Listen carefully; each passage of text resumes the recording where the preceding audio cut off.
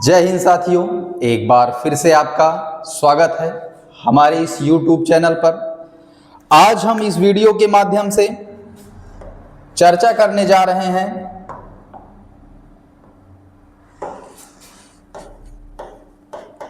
पदार्थ यानी द्रव्य का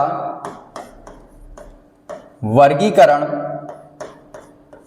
अभी तक हमने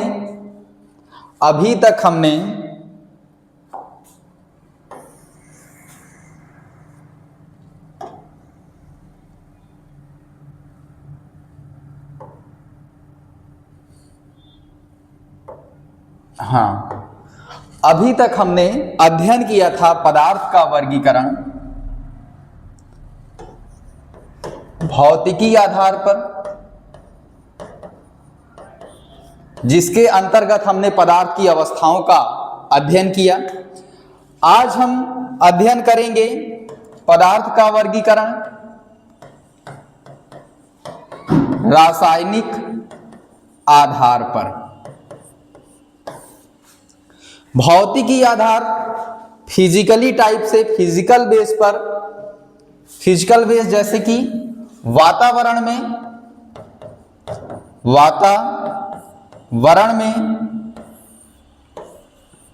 ये चीजें जो भी परिवर्तन होते थे सारे फिनोमिना दिखाई देते थे। लेकिन जो रासायनिक आधार है पदार्थ का, जब हम वर्गीकरण रूप देखेंगे तो ये परिवेश में हमें कुछ दिखाई नहीं देगा कि हाँ ऐसा है। कुछ के लिए दिखाई देगा, कुछ के लिए दिखाई नहीं देगा। अर्थात चीजों को यहां हम महसूस करेंगे, अपनी ज्ञानेंद्रियों द्वारा महसूस करेंगे। जब वर्गीकरण करेंगे तो जो चीजें हम अध्ययन करेंगे वो हमें परिलक्षित नहीं होंगी, दिखाई नहीं देगी, लेकिन हम उसको महसूस करेंगे। अर्थात केमिकल बेस पर जब हम हमारे द्रव्य यानी मैटर पदार्थ का क्लासिफिकेशन करते हैं तो चीजों को फील किया जाता है। क्या करते हैं? फील करते हैं। तो आइए बिना देर किए हुए हम सीखते हैं पदार्थ या द्रव्य का वर्गीकरण रासायनिक आधार पर। किस आधार पर? रासायनिक आधार पर। तो रासायनिक आधार पर देखेंगे तो द्रव्य यानी पदार्थ को सबसे पहले दो वर्गों में विभाजित किया जाता है। पहले वर्ग में पदार्थों को कहा गया कि ये शुद्ध पदार्थ होंगे, शुद्ध द्रव्य होगा। और दूसरा वर्ग हमारा जस्ट अपोजिट अशुद्ध पदार्थ अर्थात अशुद्ध द्रव्य होगा। लगे हाथ इसको भी देखते हैं कि शुद्ध पदार्थ क्या है और अशुद्ध पदार्थ क्या है। आप महसूस भी करते हैं। मान लीजिए एक प्रकरण हम ले लेते हैं, पानी यानी जल। आप दैनिक जीवन में देखते हैं, आपको कोई पानी ला करके देता है। अगर पानी आप गिलास में लेते हैं, कोई देता है, तो गिलास के अंदर अगर कुछ अदर चीजें भी दिखती हैं, अदर पानी के अलावा उसमें दूसरे प्रकार के अगर कण दिखाई देते हैं तो हम कह देते हैं कि ये अशुद्ध है, प्योर नहीं है। प्योर नहीं मतलब कि इसमें कुछ पानी के अलावा चीजें हैं। शुद्ध कब कहते हो? जब केवल और केवल पानी ही दिखाई देता है गिलास में। तो शुद्ध पदार्थ से हम कह सकते हैं कि तात्पर्य क्या है? शुद्ध पदार्थ से हम कह सकते हैं कि तात्पर्य क्या है?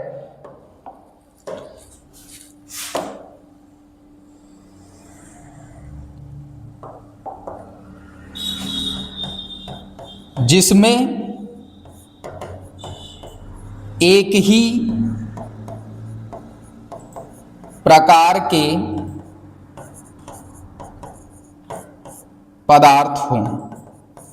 जहां पे आपको एक ही तरह की चीजें दिखाई दे पूर्णतः, उसको हम शुद्ध पदार्थ कहेंगे। मान लीजिए एक पात्र है, उस पूरे पात्र के अंदर केवल और केवल पानी ही पानी है तो शुद्ध है। अन्य चीजें रखी गई हैं, कोई भी तेल केवल और केवल तेल है तो शुद्ध है। यानी कहने का मतलब एक ही प्रकार के घटक किसी पात्र में दिखाई दे तो वह शुद्ध है। अगर कहीं पर अर्थात जिसमें एक से अधिक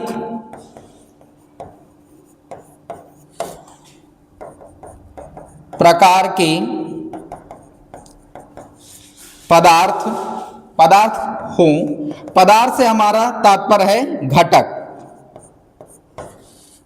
पदार्थ से तात्पर्य है घटक, जिसमें एक से ज्यादा तरह की चीजें दिखाई दें किसी पात्र में तो वह अशुद्ध माना जाएगा।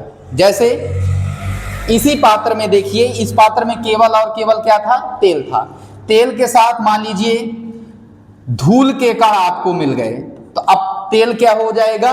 अशुद्ध हो जाएगा। तो इस तरह से कैटेगराइज किया गया, वर्गीकृत किया गया द्रव्य पदार्थ को, एक शुद्ध पदार्थ, दूसरा अशुद्ध पदार्थ। आगे देखते हैं शुद्ध पदार्थ को पुनः दो भागों में बांटा गया। पहला भाग तत्व कहा गया, दूसरा भाग यौगिक कहा गया। पहले को क्या कहे? तत्व, दूसरे को क्या कहे? यौगिक। तत्व यानी अंग्रेजी में एलिमेंट, यौगिक यानी अंग्रेजी में कंपाउंड। अब ध्यान से देखते हैं कि तत्व क्या है, यौगिक क्या है। चलिए हेडिंग लगाते हैं, तत्व। बेस बनाएंगे पदार्थ या द्रव्य।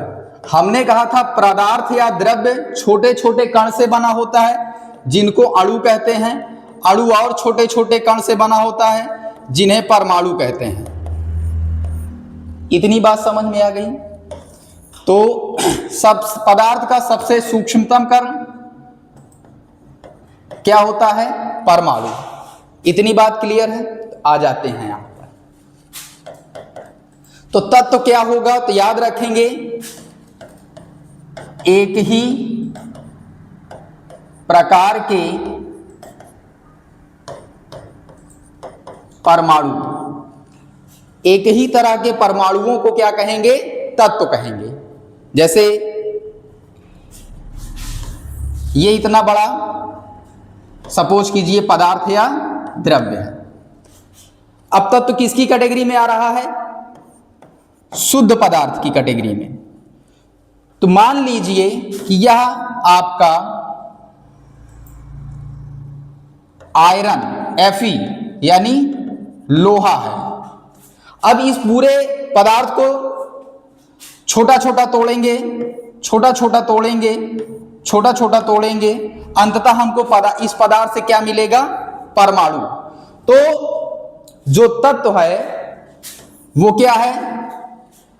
एक ही प्रकार के परमाणुओं से बना हुआ है, ऐसा हम कह सकते हैं। फिर आगे देखते हैं, जैसा कि हमने कह दिया कि लोहा आपका क्या है? तत्व है। इसी